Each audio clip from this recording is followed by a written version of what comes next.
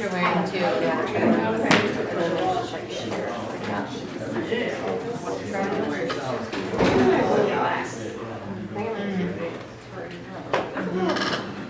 All right, let's get going. I know it's a Friday, I know you guys want stuff to do.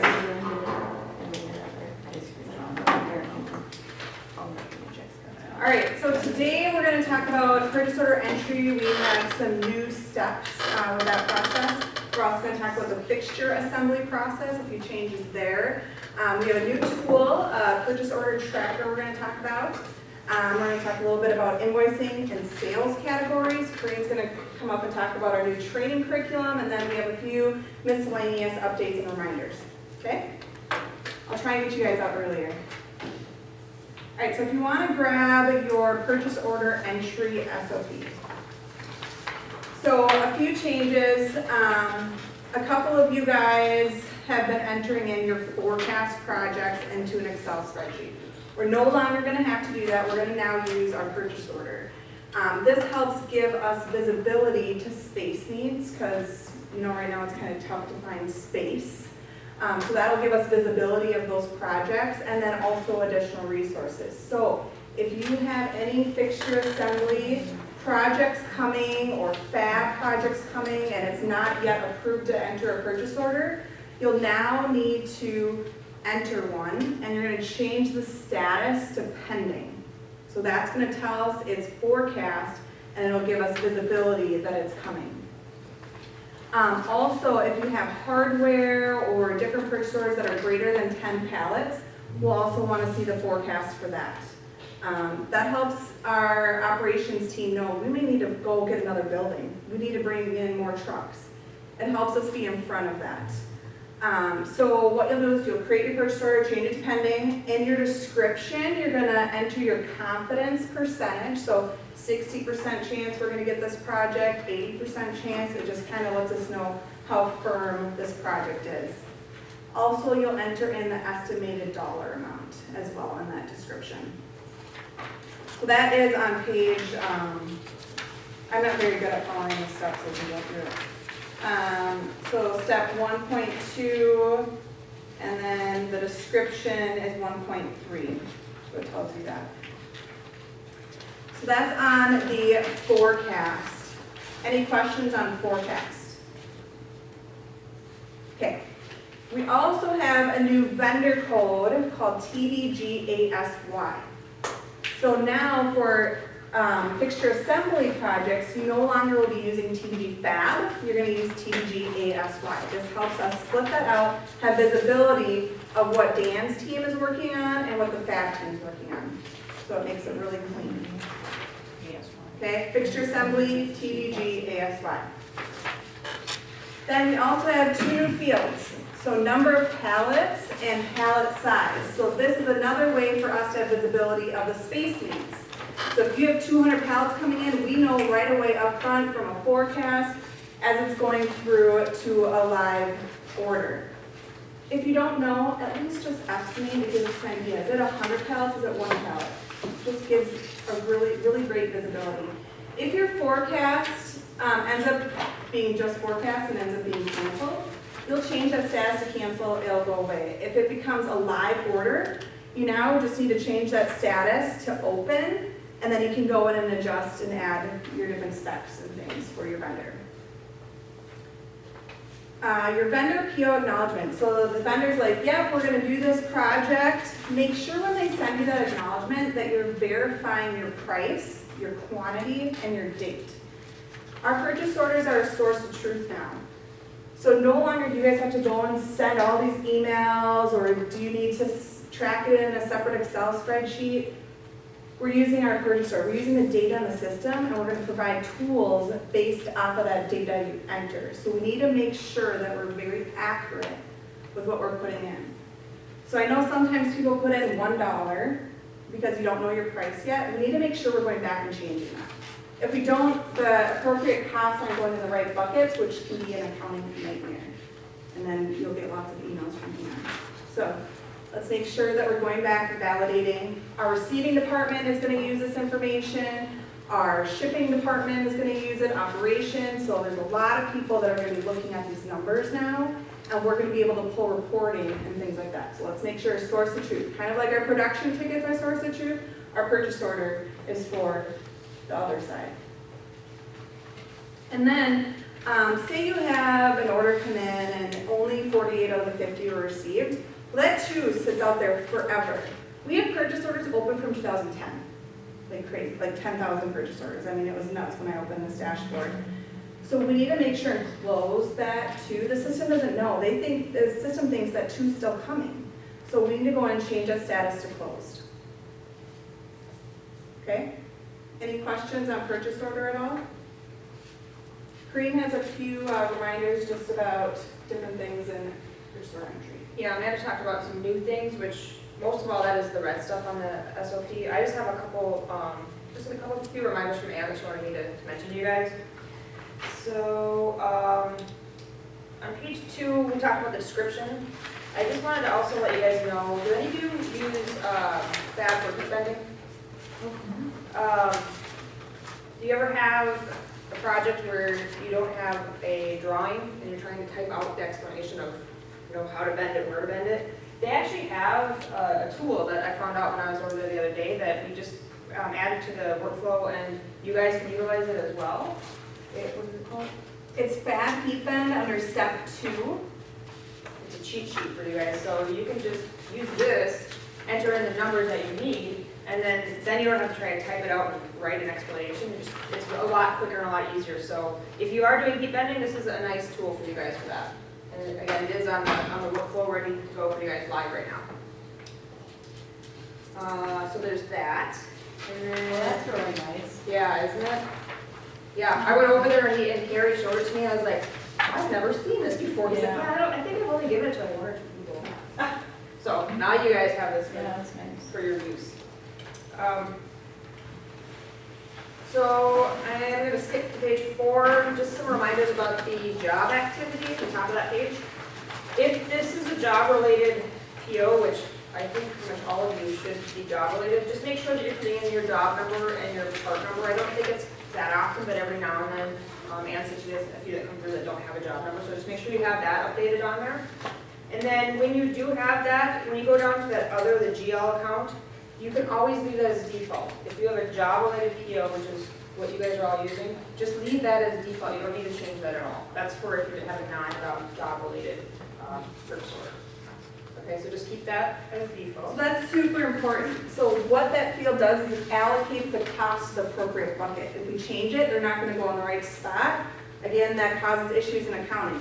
We want to make sure that our costs are going in the appropriate buckets. Okay. And on the next page, page 5, at the bottom down there, we have the confirmed by. Now, Amanda said that if you get your confirmation from your vendor, you need to update some things. This is the person that you talked to when you got the confirmation. That's what goes there. Some people are putting in their PM name. It actually is the vendor's name, so that's helpful if maybe you're out on vacation and somebody else is picking up and trying to continue your positive job for you. They can know who you talked to. So that's not the PM name, that's your vendor's name. On that screen, if you scroll down a little bit more, it's not on here, there's also an authorized by field. That you don't need to use that field at all. It doesn't show up anywhere. So some people again are putting in the PM names. Don't worry about that. That's not needed. So one less thing you have to do.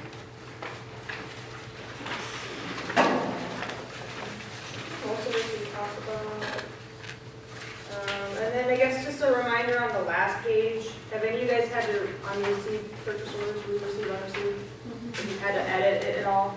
So this just goes over those steps. It's just a reminder that you have to open it up. You have to reopen it, so unreceive it, make a negative number so that it zeroes it out. Then you can go make your edits and then go back in and re-receive it. So this tells you those steps because that's not like an everyday thing, but sometimes it's like, oh shoot, I haven't done this in a while, how do I do that? It is on here, so just so you guys know that those instructions are on here, and this is also on the dashboard too. So that's my updates. Awesome. All right, so to recap, again, purchase orders, forecast, we're gonna enter a purchase order for those, right? We're gonna make sure and put the confidence percentage and the dollar amount for that forecast. If that forecast does not come to fruition, we change it to cancel. If we're ready to place an active, we just change it to open and update our information. Fixture assembly, use the TBG ASY versus the TBG fab. Vendor code, also make sure to enter your number of pallets, super important. And if you have short purchase orders, make sure to go in and close those. Okay, questions on purchase order entry?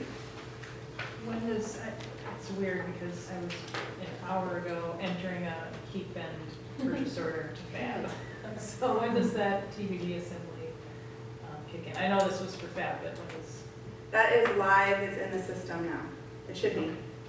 Yeah, it's actually just, I stumbled upon it when I was over there talking to them about the curriculum development. I was like, whoa, that's great, let's use it. Oh, that heat bend? You mean that cheat sheet thing?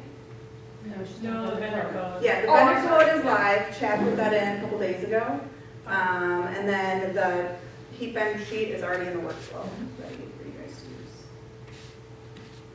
to use. There's no, I don't know what kind of code it is, but the, I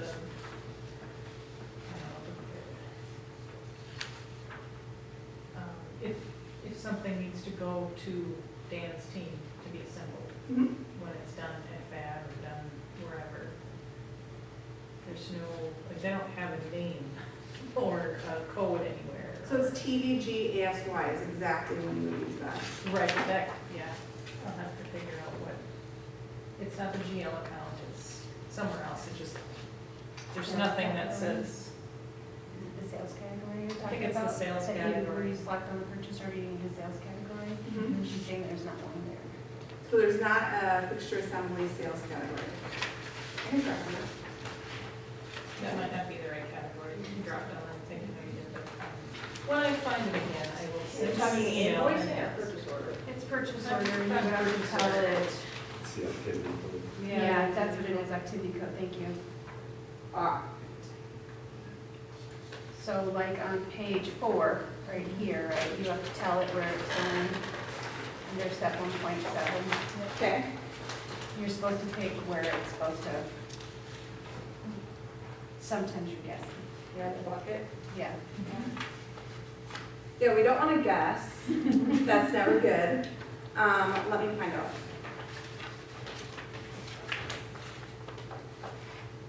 It's a great question. Yeah. Well, yeah, and I think, not talking about this, but if, this is probably on the hub, I do too many things each day, I'm tired. Anyway, if you need something to be done here and then to go to assembly when it's done, you can't route it to assembly, there's no choice for that. Oh, And you check out. Oh, the ship to location? So we are, I believe Trevor has it in their live, a TVG4 ship to location. Okay. Yeah. It wasn't there before, but it should be in there now. If it's not, let me know. Yeah, and there was no zero ship to location. Right, because zero's pretty much done. Right, but before there wasn't. Sure. Either. Yep, that was a gap we identified, so, yes. So 4, it should be in there now. Any other questions? All right, the next sheet is the fixture assembly process. So I'm not going to go through all the nitty-gritty, but basically what this says is assembly needs to know certain information to be able to do the job. And so we need to make sure that we're providing them that information. In the past, we just had a fab process. We split it out because assembly is a little bit different. They needed a few different things. So let's make sure that we're giving them the appropriate information to be successful. And then also kickoff meeting. So a lot of times I hear that Dan's team's brought in a week before, all of a sudden product showing up at 4, and he's like, what in the world is this? Let's include them up front with the kickoff just to give them some visibility, but then also they may have some ideas to make the project better. Whether it's, a different way of assembling it, or, it could save us time here at TBG, or give a better product to our customer. So let's get them involved right up front and bring them into those kickoff meetings. Yes. Okay, so I might be doing this wrong, but I've always let the fixture project manager Yep. spearhead all of that, Sure. and then I just handle the print part of it. Yep. So some teams operate that way. Okay. There's some teams that do both. You may change at some point, so that's why we train everybody the same. So if all of a sudden tomorrow you're like having to do some fixture stuff, Mhm. you at least have insight to what we are training. Okay, okay, I just wasn't sure. Yeah, That's where I get confused sometimes on where my role and the fixture project manager's role, where that, it's gray. Right. Where what he does versus what I do. right, And sometimes like when vinyl needs to be installed onto the fixture, yeah, I don't know if that's my role or his role. Right. You know, and it's kind of up in the air, and I usually just do it if he's too busy. right. But I don't know what the real defined role is. We really don't because we have so much hybrid and unique situations that it really is up to the team to kind of define some of that. And exactly right, if he's at capacity, there's going to be times where you jump in and do that. Yeah. So what we're trying to do is train everybody to be print or fixture, and then within your team, you may specialize a little bit more one way or the other. Yeah.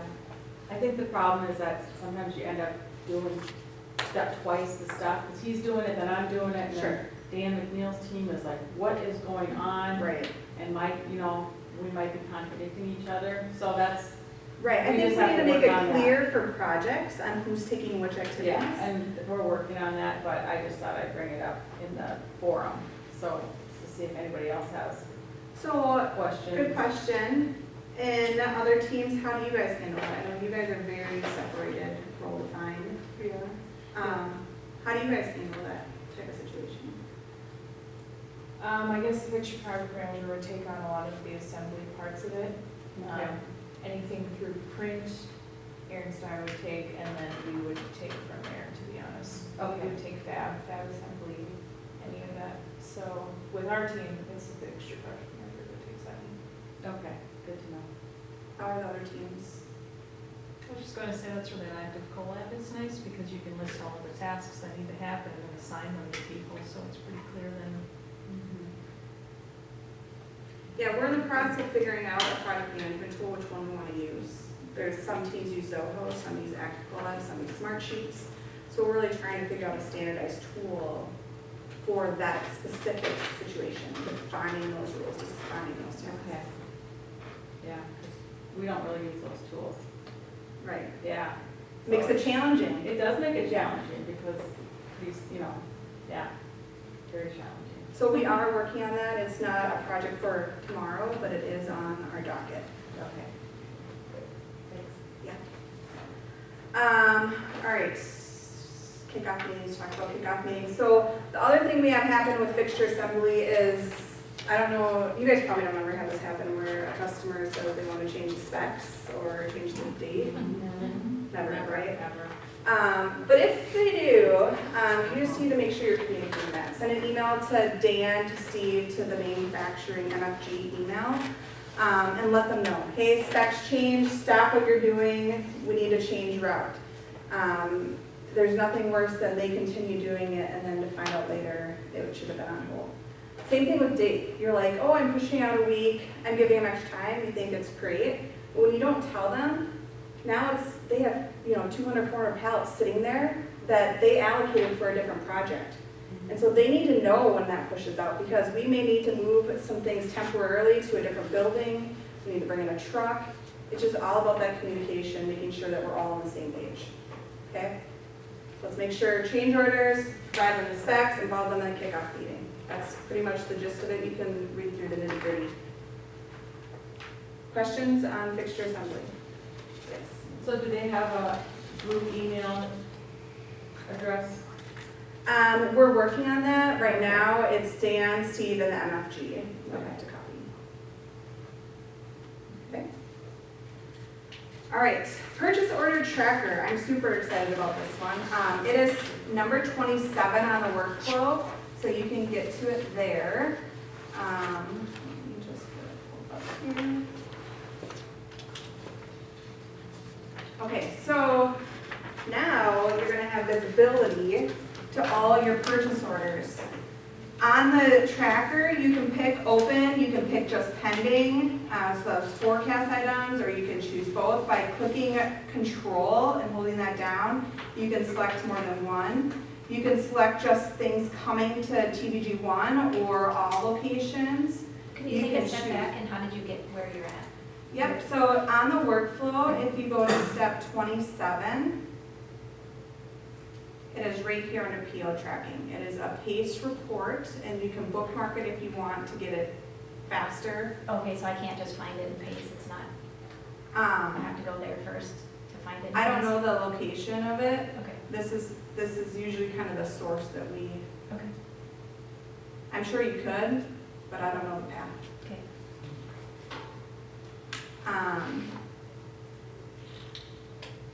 We also have vendor, so you can just start typing in letters and it's for contains. I do want to make note, so TBG Fab, so it actually goes off of the description here, so you'd have to type fabrication.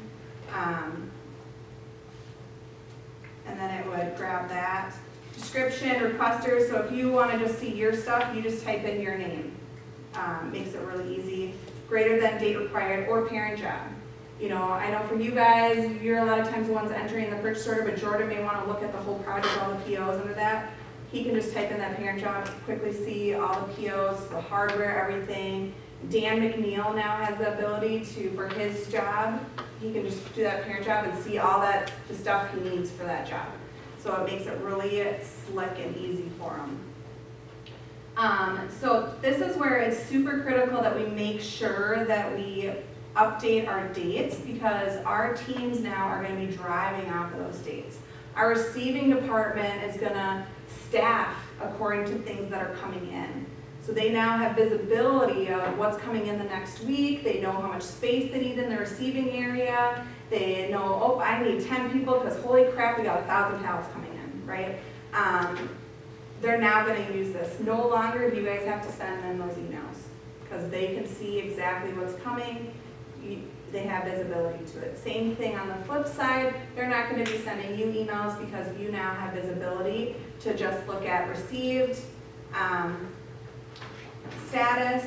So over here on the right, it shows your status, and you can see exactly how many came in. You can drill into that purchase order and see that as well. Is there a way to find out where they put it? Right, so, good question. So I was just having this conversation with receiving. We have a gap right now.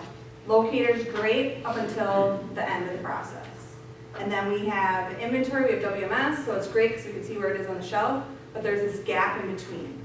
So I know, Emily, you sent an email about stuff from fulfillment to here. It is a gap right now. We need to be able to see that location. Same thing with purchase orders. When it comes in, where did they put it? I know, I think this morning they're like, well, we put it in Kidding. Well, where in Kidding? Because I Right. looked all over and then they're like, oh, well, we Right. put it over by the lunchroom door Right. by Kidding. Yep. Oh, okay. So that is now becoming one of my top priorities. As we sat through the listening sessions, we heard you loud and clear. Truck locator is a huge thing. So we're gonna dive into that. Purchase order location, kind of that black hole in between. So stay tuned, that should be getting better. So unfortunately, it's not on here yet. Our goal would be for it to be there eventually, that you could see that location. But right now, at least you can see the quantity that was received and who received it. So if you have questions, you know who to go to. I'm not gonna bore you by you watching me play with it. So you guys go play with it. If you have recommendations on, or feedback on, like, it'd be so nice if it did this, let us know, because a lot of times we can make adjustments. Just like the PACE tools queue, it's evolved and it's gotten better and better over time. Still not perfect, but we can definitely make enhancements. So, questions? So this is a lot like the PACE tools queue. If we don't keep it clean and accurate information there, it's not going to be helpful. So we need to make sure that we're closing the POs out if they're short, and making sure we keep everything very clean. So you close them if you're short unless you know you're getting more in? Yeah, if you know that the two's coming, leave it open. Leave it open, okay. Yep, because that's what the system's thinking is happening, but if it's not coming, let's make sure and close it so we don't have all these POs sitting out here forever and cluttering up our queues.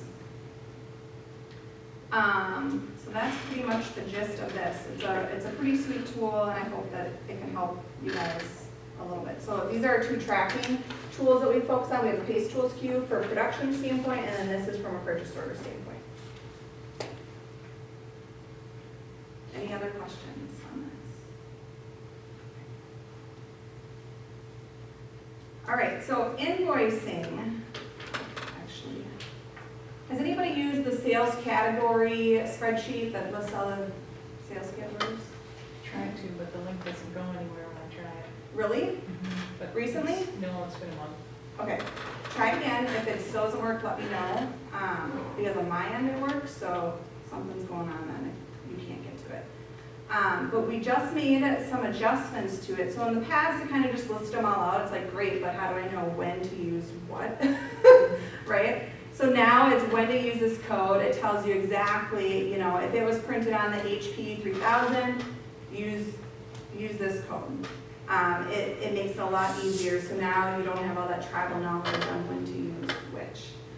If you need multiple codes, make sure to put that in your description. Don't just tell Michelle, oh, it's fixture. Then she has to try and figure out which code. Like, actually put the code in there, and then she'll go and split it all out for you.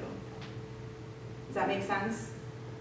I have a question though, I know when you're invoicing, and let's say I've got my batch open, I've got the job pulled in there, I can change it in there, but I also need to change it in PACE, the actual job. Those two don't, like if I update in PACE, let's say my parent job number, and I put, okay, this is a small format, blah, blah, Yeah. blah, it doesn't automatically update throughout everything, does it? Because I feel like I have to change it in multiple places. Yeah. So, Does it yeah, have to be right. changed on the job level or just the invoice level?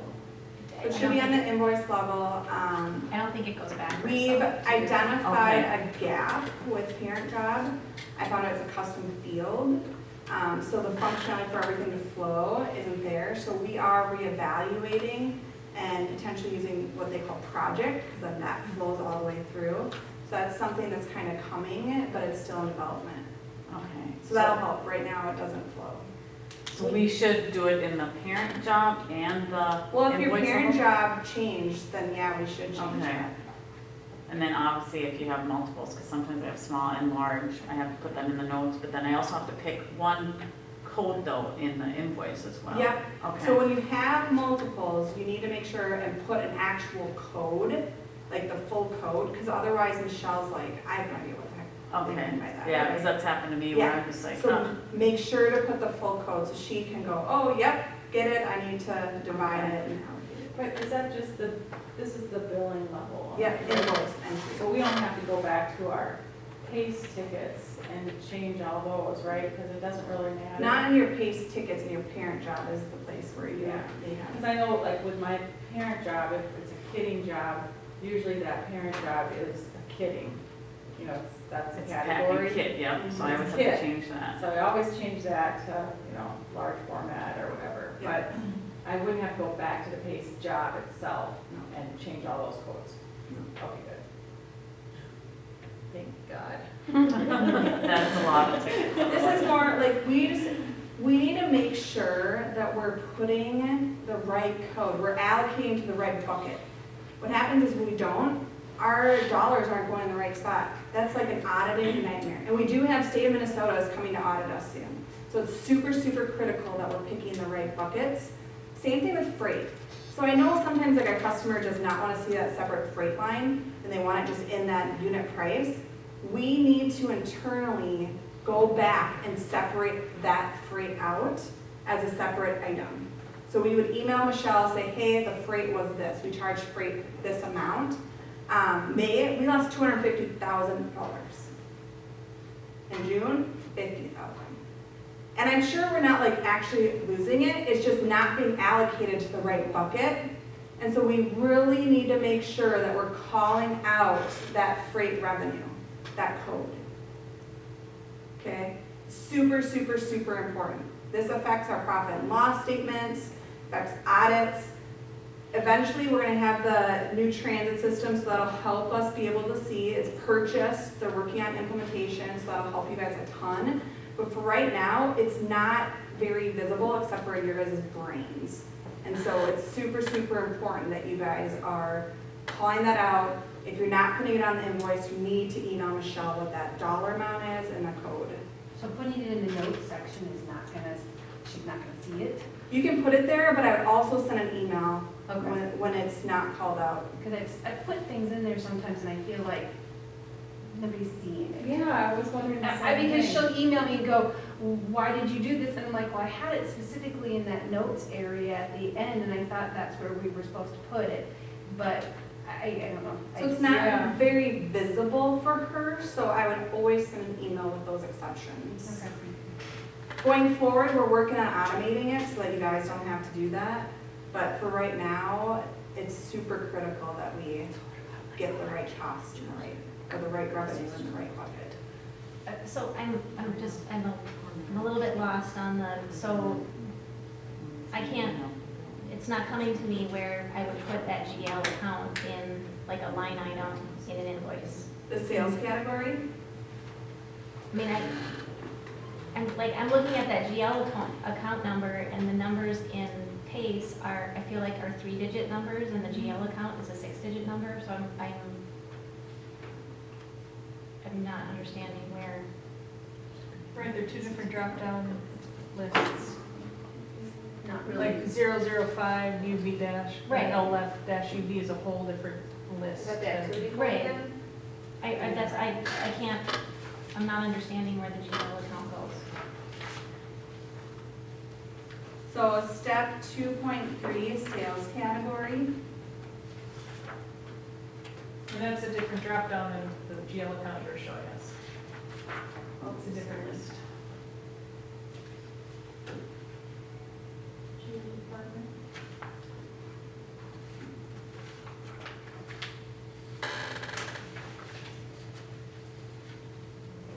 Go back to the list, I think it's just another column.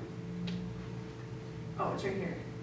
That's the code you want to use, Yeah. the name. Oh, not sorry, the I was ID, looking at that. But Okay, the I got it. name, so Okay, that that makes sense. Okay, got it. 015 or 010. So Alright. this is sales category. I'm just gonna change this right here. Does that help? Okay, that makes sense. Because all I could see was, I'm like, I don't Yeah. know where I would put the Yeah. GL account, that doesn't make any sense. I'm like, that is the right spot. in there. Okay, I got it. And this goes back to my earlier question. I don't see any category in either of those lists that is for fab. I Yes, see fixture, acrylic fixture, but that's, it says there when you get it from an outside vendor. so this is for, used for fixture internal fab work. Let me find out about assembly, if that's the one that you're supposed to be using. Let me get that confirmed. I'll put that in the recap email, for sure, in the fixture assembly piece. So if fab is making a part for me, it's a fixture. Internal fab, Yeah. yeah. They're making it, you just said they're making it, so that's. Yeah. Fixture internal TVG. Yep. So is this helpful? Is this guide helpful? If you see something that doesn't look right to you, let us know.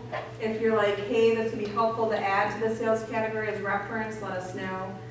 We wanted to at least get a tool started for you guys.